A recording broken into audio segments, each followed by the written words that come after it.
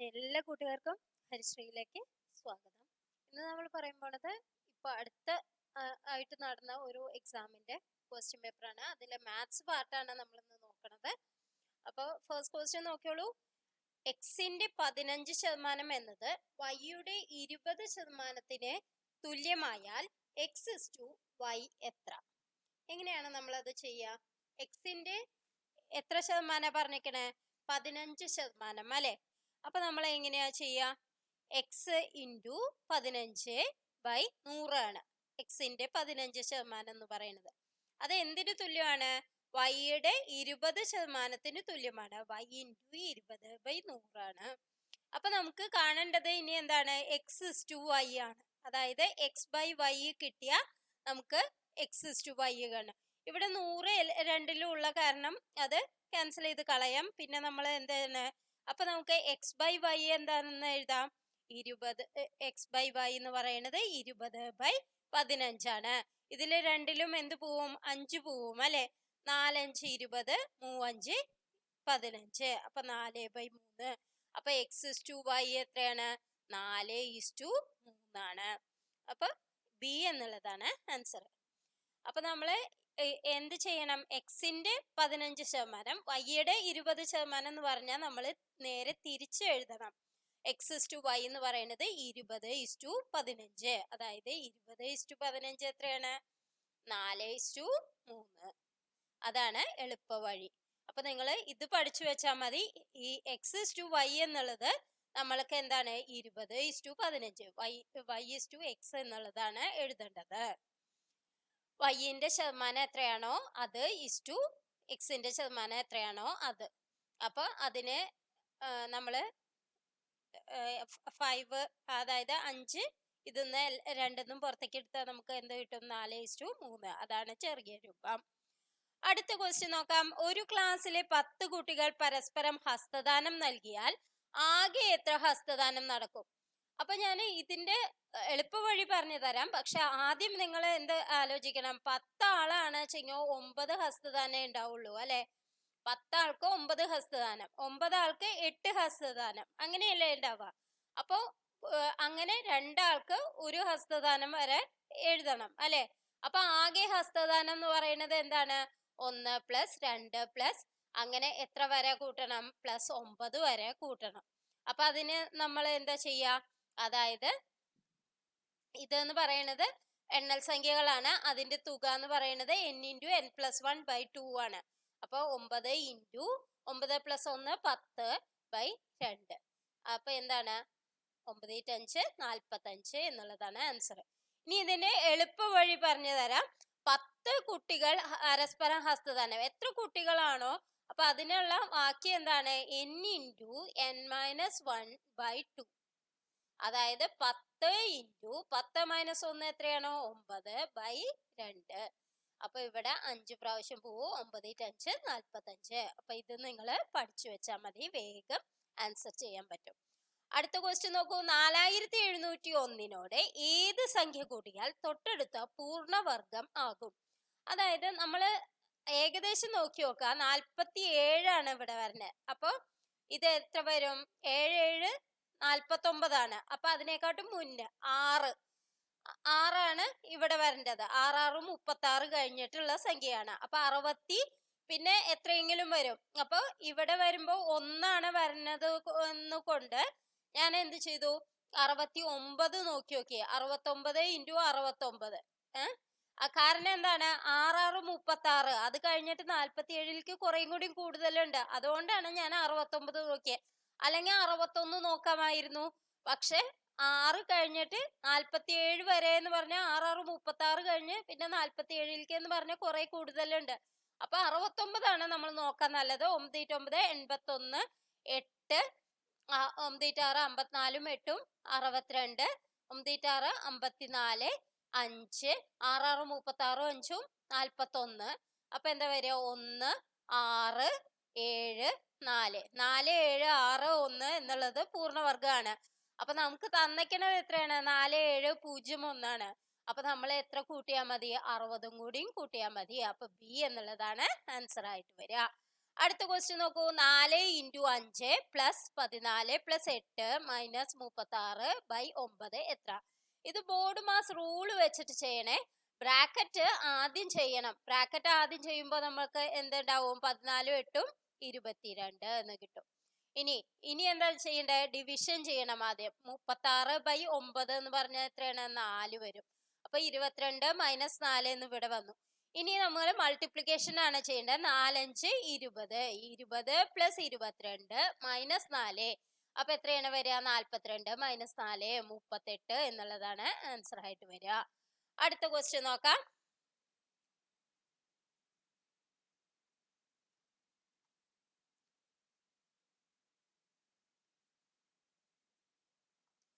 ഒന്ന് മുതൽ 50 വരെയുള്ള തുടർച്ചയായ എണ്ണൽ സംഖ്യകളുടെ തുക. ഞാൻ പറഞ്ഞു എണ്ണൽ സംഖ്യകളുടെ തുക കാണാൻ n × n+1/2 എന്നാണ്.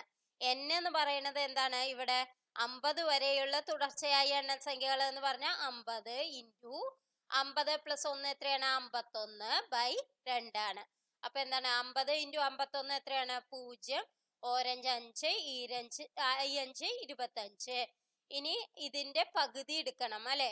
അപ്പൊ എന്താണ് വരിക? 1 ഈ 2 4 ബാക്കി ഒന്നുണ്ട്. അപ്പൊ 15 ആവും. 7 2 14 ആയി. 10 2 10 1275 എന്നുള്ളതാണ് ആൻസർ. നിങ്ങൾ ആദ്യം തന്നെ ഇത് 50/2 വെട്ടിക്കളയാൻ നോക്കല്ല. 51 × 25 അപ്പൊ ചെയ്യേണ്ടി വരും. അതിനെക്കാട്ടും ഏറ്റവും എളുപ്പം ഇതാണ്. 51 × 50 ആദ്യം ചെയ്യുക. 2550. അതിന്റെ പകുതി എടുക്കുക. അപ്പൊ നമുക്കറിയാം 1275 എന്നുള്ളത്. നെക്സ്റ്റ് ക്വസ്റ്റ്യൻ നോക്കാം. 15 പോസ്റ്റ് കാർഡിന്റെ വില 2.25 രൂപയാണെങ്കിൽ 2.25 രൂപയാണെങ്കിൽ 36 പോസ്റ്റ് കാർഡിന്റെ വില, അതായത് 15 പോസ്റ്റ് കാർഡിന് 2.25 എന്ന് പറഞ്ഞാൽ 2.25 എന്ന് പറയുന്നത് എങ്ങനെയാണ്? 2.25ന് എന്ത് എഴുതാം? 225/100 എന്ന് എഴുതാം അല്ലെ. ഇനി അത് എത്ര പോസ്റ്റ് കാർഡിനാണ്? 15 പോസ്റ്റ് കാർഡിനാണ്. അപ്പൊ 15 കൊണ്ട് ഡിവൈഡ് ചെയ്താൽ നമുക്ക് ഒരു പോസ്റ്റ് കാർഡ് കിട്ടും. അങ്ങനെ 36 പോസ്റ്റ് കാർഡിന്റെ വില × 36. അപ്പൊ നമുക്ക് എന്താ വരിക? ഈ 15 ഇതില് എത്ര പ്രാവശ്യം? 15 15 ആണ് 225. ഇനി ഇവിടെ എന്താ വരും? 36 × 15 ചെയ്യാം. 36 × 15 ചെയ്താൽ എത്ര വരും? 6 5 30 3 3 5 15 3 18 6 6 3 3 0 4 പിന്നെന്താണ്? 5. അപ്പൊ എന്താ വരിക? 540/100 ആണ്. 540/100 എന്നുള്ളത് എന്താ വരിക? 5.4 എന്നുള്ളതാണ് ആൻസർ ആയിട്ട് വരിക. സി എന്നുള്ളതാണ് ആൻസർ. അടുത്ത ക്വസ്റ്റ്യൻ നോക്കൂ. 1.7 × 0.28/0.068 × 0.014. ഇതിൽ നോക്കൂ. ഇതില് ആകെ എത്ര, അതായത് അംശത്തില് എത്ര പോയിന്റ് കഴിഞ്ഞിട്ട് എത്ര സ്ഥാനമുണ്ട്? 1 2 3 4 5 സ്ഥാനമുണ്ട് അല്ലെ. ഛേദത്തിലോ 3 6 സ്ഥാനമുണ്ട്. ഛേദത്തിലാണ് കൂടുതൽ. അപ്പൊ എന്താ ചെയ്യാ? അപ്പൊ നമുക്ക് × 10 ചെയ്യേണ്ടി വരും. കാരണം എന്താണ്? അതായത് ഇവിടെയാണ് കൂടുതലുള്ളത് അല്ലെ. അല്ലെങ്കിൽ നിങ്ങൾ എന്ത് ചെയ്യാ? 17/10 ആണ് ഇത് എന്ന് എഴുതാം. × 28 എത്ര 0 വേണം? 4 0 വേണം അല്ലെ. പിന്നെ എന്താണ്? 68/3 0 × 14/3 0. ഇങ്ങനെയാണ് എങ്ങനെയാണ് നിങ്ങൾക്ക് കിട്ടണേന്ന് പറഞ്ഞു തരാം. അതായത് ഇവിടെ 3 0, ഇവിടെ 2 0, 5 0 ഉണ്ട് അല്ലെ. ഇവിടെ എത്ര? ഒരു 0 കൂടി വേണം ഇവിടെ. കാരണം 0.014 ആണ്. അപ്പൊ 3 0 3 0 6 0 ഉണ്ട്. ഇവിടെ 5 0 ഉള്ളൂ. അപ്പൊ ഒരു 0 ഇതില് നമ്മൾ ക്യാൻസൽ ചെയ്യാണ്ട് വരും അല്ലെ. 10 എന്ന് വരും. അത് അങ്ങോട്ട് കൊണ്ടുപോകുമ്പോ × 10 ആവും അല്ലെ. അപ്പൊ നമുക്ക് 14 2 പ്രാവശ്യമാണ്. 17 എത്ര പ്രാവശ്യമാണ്? 4 പ്രാവശ്യമാണ് അല്ലെ. 2 4 2 പ്രാവശ്യം പോവും. അപ്പൊ നമുക്ക് എന്താണ് ആൻസർ വരിക? 10/2 എന്നുള്ളതാണ് ആൻസർ വരിക. അപ്പൊ 5 എന്നുള്ളതാണ് ആൻസർ. അല്ലെങ്കിൽ നിങ്ങൾ എന്ത് ചെയ്യാ? ഇതിൽ എത്ര എണ്ണം ഉണ്ടെന്ന് നോക്കിയിട്ട് കൂടുതലുള്ളത് ഛേദത്തിലാണെങ്കിൽ × 10 ചെയ്യണം. കൂടുതലുള്ളത് അംശത്തിലാണ് വെച്ചെങ്കിൽ എന്ത് ചെയ്യണം? ÷ എത്ര എണ്ണാണെന്ന് വെച്ചെങ്കിൽ അത്രയും 0 ചെയ്യണം. അപ്പൊ നമുക്ക് 14 28 2 പ്രാവശ്യം എന്ന് കിട്ടി, 17 4 പ്രാവശ്യം എന്ന് കിട്ടി, 2 4 2 പ്രാവശ്യം എന്ന് കിട്ടി. അപ്പൊ പിന്നെന്താ വരിക? 10/2 എന്ന് വരും. അടുത്ത ക്വസ്റ്റ്യൻ നോക്കാം. AYINBWLMD. നോക്കൂ, എ കഴിഞ്ഞ ബി വന്നു, സി ഇല്ല ഡി വന്നു അല്ലെ, ഇയും എഫും ഇല്ല ജി വരാം അല്ലെ. അപ്പൊ ഇതാണ് ആൻസർ ആയിട്ട് വരിക. നോക്കൂ, അടുത്തത് നോക്കിയോളൂ. യു ഇവിടെ ഉണ്ട്, വി ഇല്ല ഡബ്ല്യു ഉണ്ട്, എക്സ് ഇല്ല വൈ ഉണ്ട്. അപ്പൊ ടി ഇല്ല എസ് ആണ് വരിക അല്ലെ, GS. ഇനി ഇവിടെ I J ഇല്ല, K ഇല്ല, L, M ഇല്ല, N ഇല്ല, O, P ഇല്ല, Q ഇല്ല, R ആണ് വരിക. അപ്പൊ GSRK എന്നുള്ളതാണ് ആൻസർ ആയിട്ട് വരിക. അടുത്ത ക്വസ്റ്റ്യൻ നോക്കാം. ഒറ്റയാൻ ആര്? 2 3 5 7 8 11 13. ഇതിൽ നോക്കി നോക്കൂ. ഇതിൽ നോക്കുമ്പോൾ നമുക്കറിയാം എന്താണ്, അഭാജ്യ സംഖ്യകളാണ് ബാക്കിയെല്ലാം. ഈ 8 മാത്രമാണ് ഭാജ്യസംഖ്യ, അതായത് വിഭജിക്കാൻ പറ്റണത്. അതായത് 2 2 ഇൻറ്റു 2 ഇൻറ്റു 2 ഇൻറ്റു 2 എന്ന് എഴുതാം. അല്ലെ, 2 ഇൻറ്റു 2 ഇൻറ്റു 2, അതായത് 8നെ ഇങ്ങനെ എഴുതാം അല്ലെ.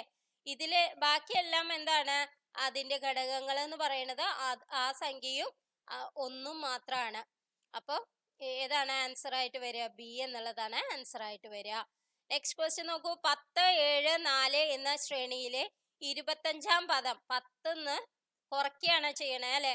7 4 അങ്ങനെ കുറഞ്ഞു വരുമ്പോ നെഗറ്റീവ് ആവും അല്ലെ. നെഗറ്റീവ് സംഖ്യകളിൽ ആകെ നമുക്ക് ആൻസർ ആയിട്ട് ഒരു സംഖ്യയെ പറഞ്ഞിട്ടുള്ളൂ. അപ്പൊ അതാണ് ആൻസർ എന്ന് നമുക്ക് വേഗത്തില് പറയാൻ സാധിക്കും. അപ്പൊ ഇന്നത്തെ ക്ലാസ് നിങ്ങൾക്ക് എല്ലാവർക്കും ഇഷ്ടമായി എന്ന് വിചാരിക്കുന്നു. ഇനിയും കൂടുതൽ ക്ലാസ്സുകളുമായിട്ട് നമുക്ക് കാണാം. Thank you for watching.